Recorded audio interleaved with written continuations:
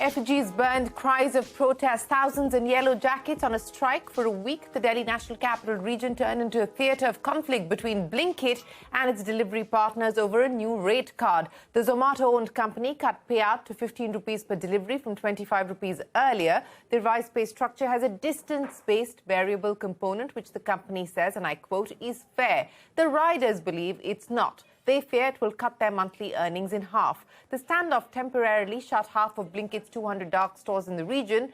So be it, said the quick commerce company, unrelenting in its stance. For a week, the Blinkit strike smoldered under the hot summer sun, but has since cooled, with a majority of delivery partners returning to work. All's well, declared Zomato in a stock exchange filing, wiping the disruption aside, saying it caused no material impact on the company's financial performance, a hit of less than 1% in revenue. However, a lot of experts we spoke to believe that the genesis of the problem lies in the business model of quick commerce itself, which promises consumers instant gratification while delaying profitability, as most players in the sector continue to burn cash and report losses. Which brings us to the question that we're asking today. What is the economic and reality of running a hyper-local delivery business? What are the biggest cost centers? What will it take to create a business model that's a win-win for all stakeholders, turning this potentially $5 billion market from whimsical into sustainable? Hello and welcome to Young Turks, India's longest-running show on startups and entrepreneurship. I'm Shereen Bhan. Well, joining me now are our guests for the show, Adit Palicha, the co-founder and CEO of Zepto, a quick grocery delivery app. We're also joined by Abhishek Bansal, the co-founder and CEO of logistics company Shadowfax, Sheikh Salahuddin, the National General Secretary of the Indian Federation of App-Based Transport Workers, and Shantanu Deshpande, the CEO of Bombay Shaving Company, with us on the program. Gentlemen, thanks very much for joining us here on the show. Sheikh ji, आपसे शुरुआत करना चाहूंगी. एक हफ्ते की strike थी, अब strike खत्म हो चुकी है. कई डिलीवरी पार्टनर्स का ये मानना है कि जो अब नया रेट कार्ड है वो अनफेयर है, वो उनके खिलाफ है. आप बताइए, सबसे ज्यादा आपको किस बात की परेशानी है? देखिए, पहली बात मैं आपको बोलना चाह रहा हूँ कि स्ट्राइक खत्म पूरे से नहीं हुई, स्ट्राइक अभी बरकरार है.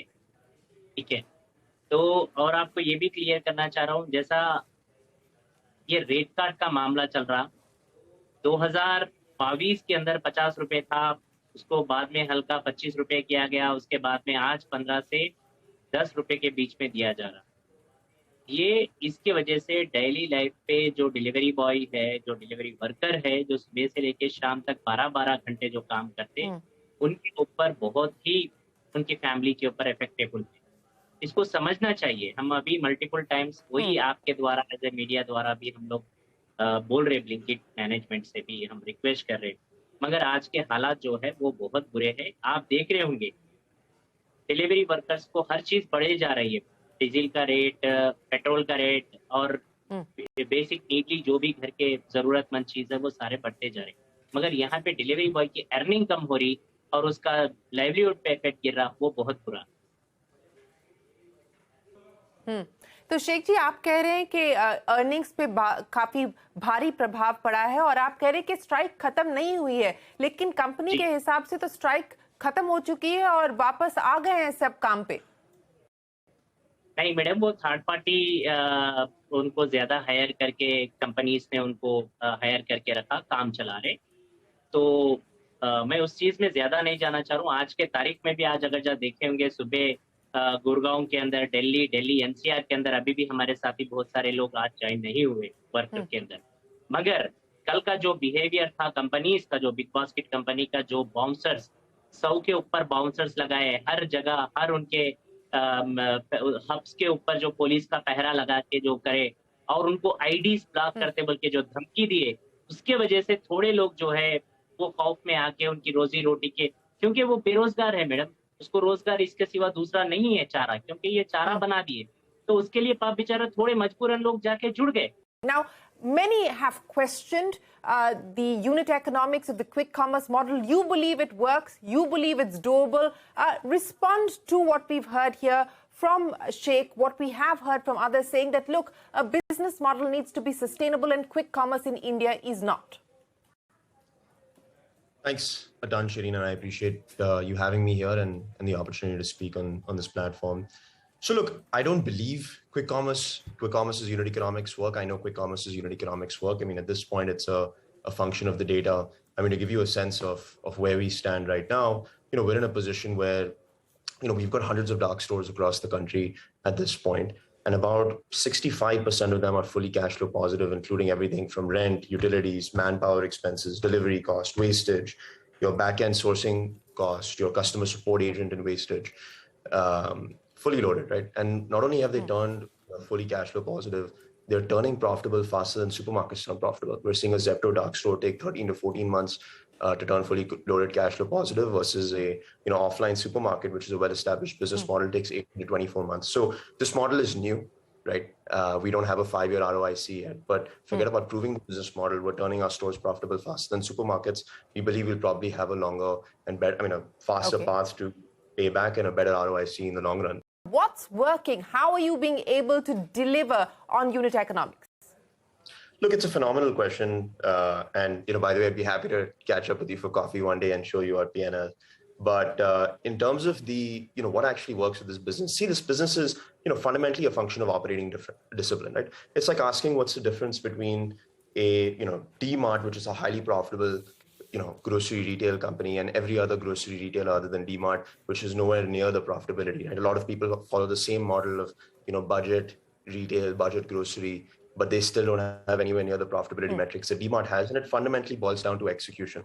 So to answer your question, there are no silver bullets, right? It's everything from a better sales mix towards fresher products that lead to higher margins, to a higher utilization per square foot that takes our rent as a percentage of sales to 90 basis points, all the way to the amount of, the productivity metrics of our delivery partners, the supply planning and the efficiency we have, and even metrics like how efficient we are with our packaging, how productive are our customer support agents. It's basis point by basis point execution. So at its core, it's like asking what's the difference between D-Mart and everybody else in budget grocery. It's just execution. And if I may ask, Adit, what is the kind of margin that you enjoy today? We're operating today at a, post-discount gross margin of 20 to 25%, largely on the back of, just a higher penetration of, fresh fruits and vegetables and fresh products that are naturally higher margin than your FMCG products. And there's a lot that we've done to drive that, but yeah, if that answers your question. But Abhishek, I want to come to you now and understand from your point of view what you believe are the opportunities, but more importantly, what you believe are the levers, because I think once again this model is coming under scrutiny and in question on account of what we're seeing happen with the delivery partners and the standoff currently at Blinkit, but it's not a new phenomena. And the question then is that, do you have enough levers that you can leverage to be able to ensure sustainability and viability in the long term? I think it is purely a matter of operating discipline. If you talk about retail in this country is a very, very tough business.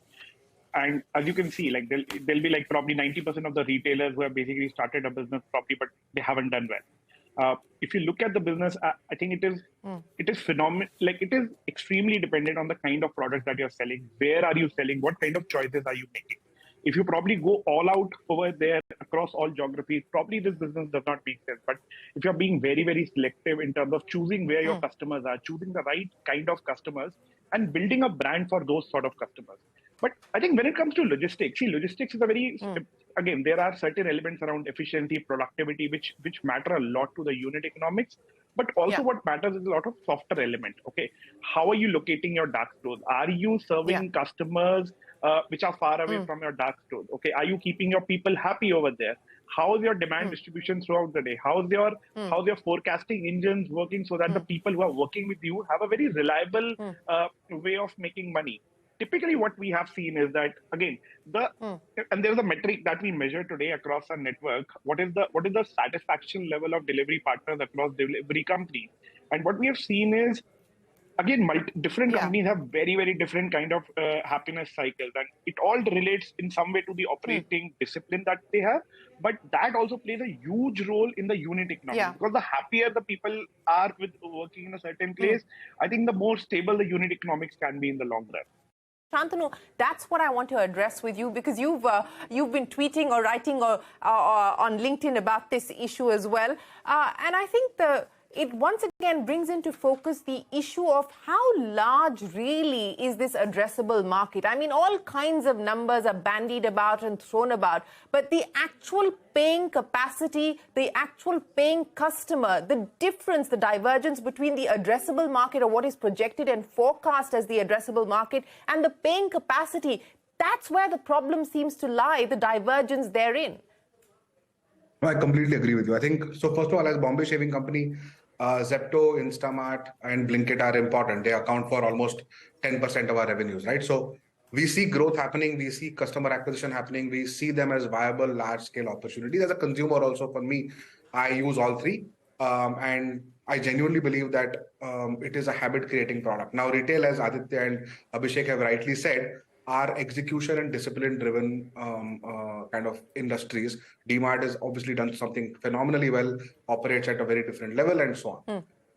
I genuinely believe that because of a large amount of investment, private investment in companies, there is a certain amount of habit creation in consumers around discounts and what you feel should happen. And in consumption economies, if you look at India, if you look at middle class India, okay, I don't think the market is as small as we think. India is premiumizing. The issue is we tend to extract value from people who we presume to be poorer than us. So we will extract value from the ironing guy. We will extract value from the maids. We will extract value from the sabzi wala, where we will take dhania, mirch, etc. But we'll go to PVR. The same middle class family will go to PVR and spend $600 on popcorn.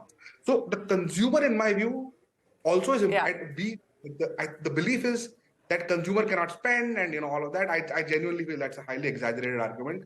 Fair point, Shantanu, but my point is that the consumer that is willing to pay for convenience is paying the delivery charge, is paying the handling charge today. But there are consumers who may want the convenience but don't want to pay for it at this point in time. And that transition, I don't know when that's likely to happen, and that's the question. So, and I guess that's where the forecasts and reality are diverging.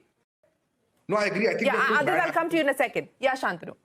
I think we have put bad habits into consumers over the last 10 years.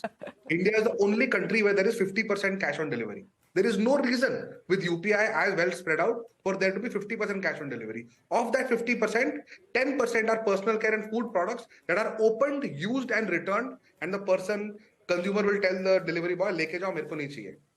These are not good habits. These habits are by 5 to 10% of consumers bring businesses to their knees and spoil economics across the board. They're not required. They're very penny-wise, pound-foolish.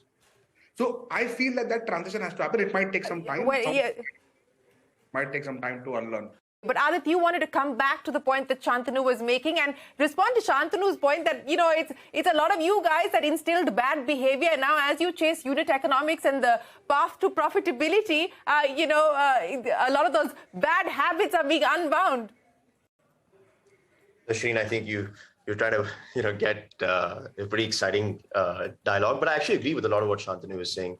And I'm not sure if it's, noticeable in my face, but I wasn't here for most of that, process of, heavy discounting. To give you a sense, Zepto's discount right now is 30 basis points. You mentioned 50% cash on delivery. It's 22% cash on delivery for us.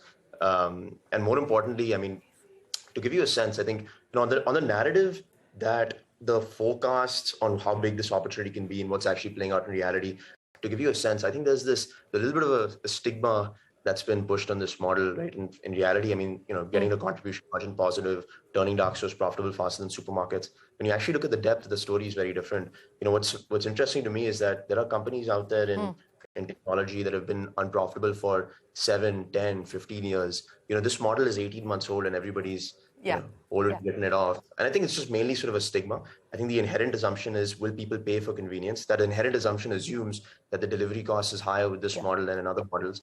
Faster delivery means, more expensive cost structures and by virtue higher delivery fees. Is just that it's an assumption.